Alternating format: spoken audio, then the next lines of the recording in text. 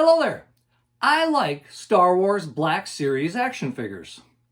I also like Star Wars comic books. You would be correct if you guessed that I like seeing comic book figures become a reality.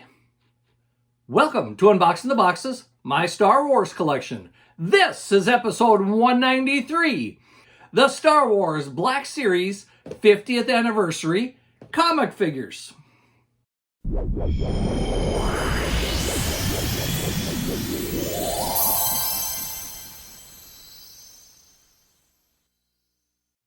I like the Black Series 50th Anniversary comic series. I like the open book packaging that these figures come in.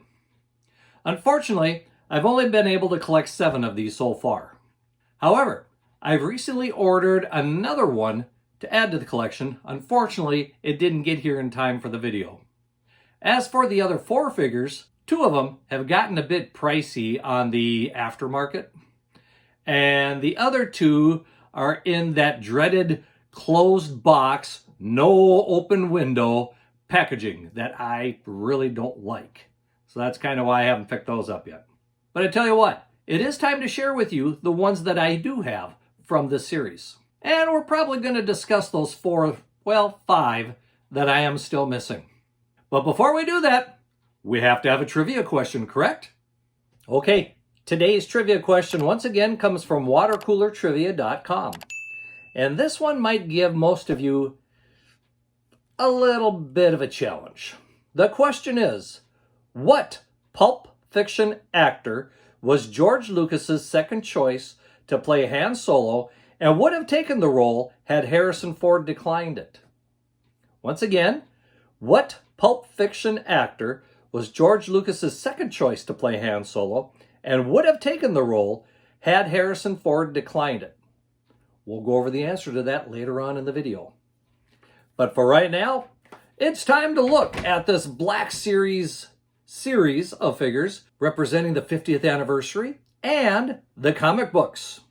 The first one we're going to look at is Luke Skywalker and Isela Miri. We'll go with that. Isela Miri.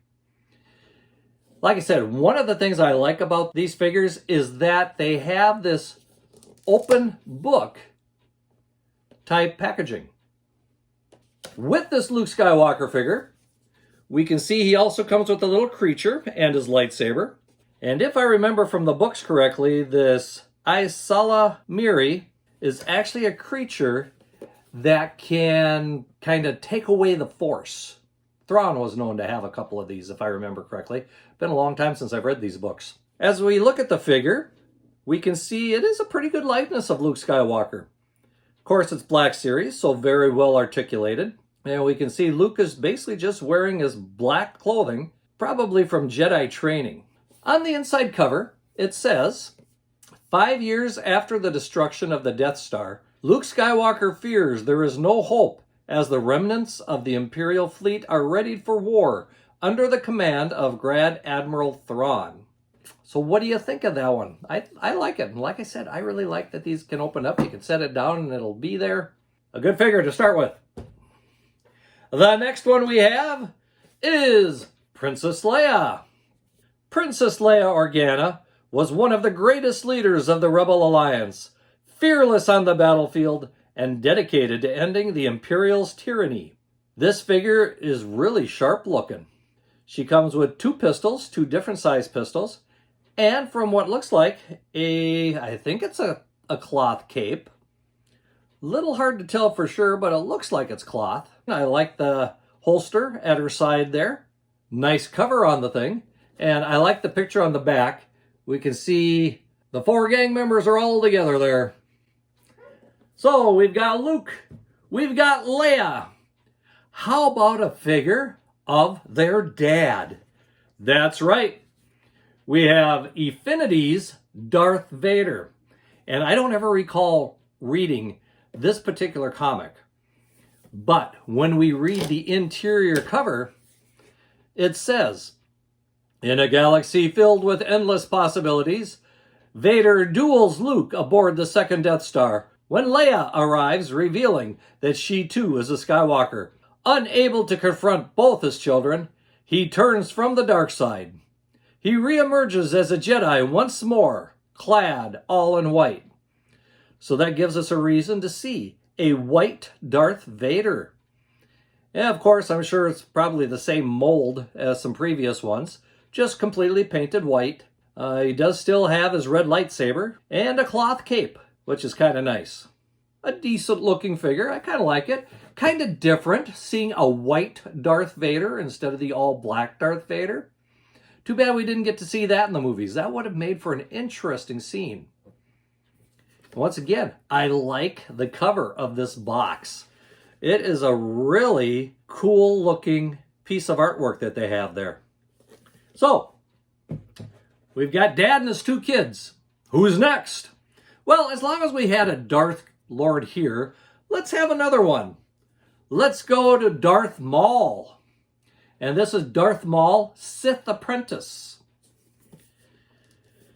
As we open the cover of this one, we can read that it says, Darth Sidious' apprentice, an enforcer, Darth Maul, has cut his way through the ranks of the galactic crime syndicate Black Sun to take on the pinnacle of their organization. And in this one, we see that we have a shirtless Darth Maul, tattooed body all over, has his double-bladed lightsaber, and actually it looks like a very fierce figure. I like it. Something a little different, something that really looks good. A little horrifying too when you think about it. So there is Darth Maul, Sith Apprentice. The next one, you know I'm partial to Wookiees. If you've been watching these videos at all, you know that I am partial to Wookiees. And the next one is a Wookiee. But no, it is not Chewbacca. It is Krrsantan. This is Black Krrsantan. Here again, I like the cover. We've got Black Krrsantan battling Obi-Wan Kenobi, which of course did happen in the comics. The ferocious and skilled Wookiee gladiator turned bounty hunter, Black Krrsantan has worked for the likes of Jabba the Hutt and Darth Vader. Nice looking figure. Very black, a little unlike what we finally get to see in the Boba Fett TV series. This guy is pretty much just black, where the one in the TV series had a few more colors in his fur. He does have a nice big bowcaster, and I do like the armor. I also like the little tails of his hair that you can see there. Very fierce looking facial sculpt. Overall, a very good addition to the Wookiee line, the Black Series figures. Unfortunately, there's not a whole lot of Wookiees in the Black Series figures. So it's nice that we get Krrsantan in there. Next, we have a character I'm not real familiar with. I have not read the comics of Crimson Empire yet. And I'm probably going to have to do that to find out more about this character, other than the paragraph that is on here when you open up the package. Training himself in the ways of the dark side of the Force, Carnor Jax became one of the most formidable members of the Imperial Guard. He betrayed his brotherhood by usurping the Imperial throne. Just that little paragraph there makes this character sound quite exciting. As we look at the character, yes, he is an Imperial Guard. Nice red colors. And of course, we have that vibro staff there that he can do damage with. It is a sharp looking figure. You don't see very many Imperial Guards. And I do like the cover. The cover really catches your imagination. Okay, like I said, I have 7 of these. And to tell the truth, the next one has been one of my favorite characters from the comics. Although he is despised by a lot of the Star Wars fandom. And I've never quite understood why that is. Who is this character? It would be Jaxxon. Yes, I like Jaxxon. I like this Leppy mercenary. Ever since the first comic from, I think it was if I remember correctly, I believe it was from 1977, the early Star Wars comics, and it might have been issue number 8 when he first made his appearance. And right from the start, I like this character. What does it say about him? Jaxxon is a nearly 6 foot tall, green furred Leppy smuggler and is captain of the Rabbit's Foot. Known for his wisecracks and high kicks, Jaxxon has helped Han Solo and Chewbacca out of more than one occasion. Looking at the figure, I have to say, I like the comic version of him better than the Black Series figure. I just do not like the facial sculpt on this one very well. He does come with 2 pistols, which is good. But there again, if you look at the cartoon figure compared to the action figure, well, like I said, the facial sculpt does not match it overly well. And the second thing is, the Black Series figure looks like a bit of a heavier Jaxxon than we see in the comic books. Because in the comic books, Jaxxon is a very thin rabbit. The Black Series figure, not quite so thin. Would have been nice if they could have got it a little bit better, a little bit closer to what the comic book looked like. But it was still nice to see Jaxxon get a Black Series figure. This is probably going to be the one and only time we ever get to see that. Well, there we have the 7 that I have in stock. Now, there are 5 that I was not able to find yet. Although, out of those 5, I do have one on the way. And I have a feeling it's probably going to arrive in the next few days. We'll find out when it gets here. But one of the characters is Mara Jade. And the Mara Jade one is the one that I ordered.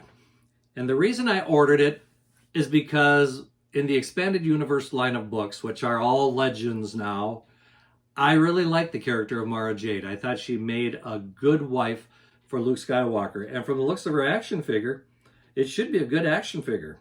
Unfortunately, Mara Jade is on one of those windowless, closed box packages, which I hate. And I did think about not ordering this one, but it's Mara Jade. I've got to have it.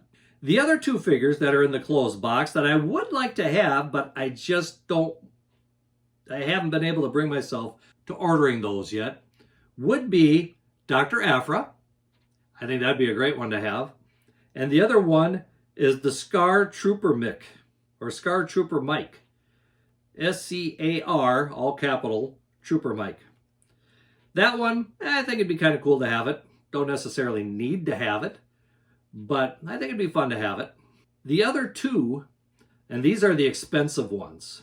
The first one is Sergeant Creel. I've looked this one up online trying to find it, and holy cow, is that one going expensive. I think it was over $50 to get Sergeant Creel, and I don't even know who Sergeant Creel is. Whatever comic he's in, I haven't read it. The other one that I would like to get is Boba Fett in disguise. And basically, as you can see, it is just a black Boba Fett, which I guess he had to paint his armor black in order to get into an arena or something to kill his contract, if you want to call it that. Again, I haven't read that comic. I've got a lot of comics I haven't read. I really need to sit down sometime and do that. There are 5 that I do not have yet. Mara Jade's coming, but the other 4 I haven't broke down to buy yet. Maybe someday, but today is not that day. So now, let's get on to that trivia question, shall we? Once again, the question was, what Pulp Fiction actor was George Lucas's second choice to play Han Solo and would have taken the role had Han Solo declined it? Do you know the answer? Well, it is Christopher Walken. Imagine if Christopher Walken would have been Han Solo. The movies would have had a whole different feel to them, I have a feeling. Harrison Ford, I think, was the right choice. He brought that roguish mercenary Han Solo to life in a very big way. Well, that is it for this video. Please leave a comment below and let me know which of these figures is your favorite. And of course, don't be afraid to hit that like button and share this video with your friends so we can get it out to more people. If you haven't subscribed yet, I invite you to subscribe to the channel and hit that notification bell so that you're notified when more videos come out.